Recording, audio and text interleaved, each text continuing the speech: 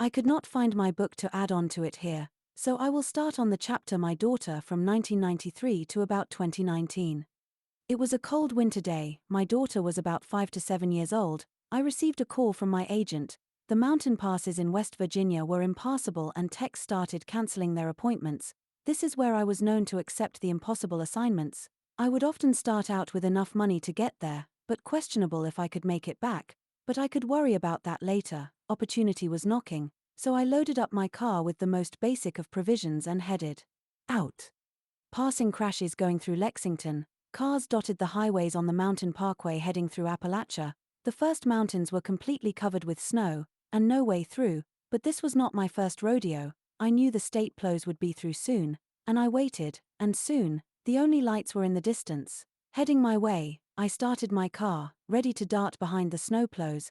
Then the moment came, just before I would be covered in snow, stuck. I jumped out in the spray and into the hail of salt and sand. For many miles I stayed behind the plow, knowing if I was too close, or too far, it would all be over. The thought that kept me awake was that if I crashed out there in the wilderness, the next thing I would see was a hungry bear or some other creature. The biggest wolves I have ever seen were out there.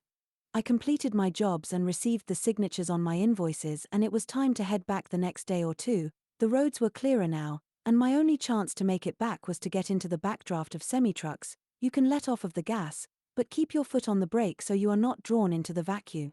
Even then, at times I would have to pull over at a filling station and recover money that had been under the seats or in my gear.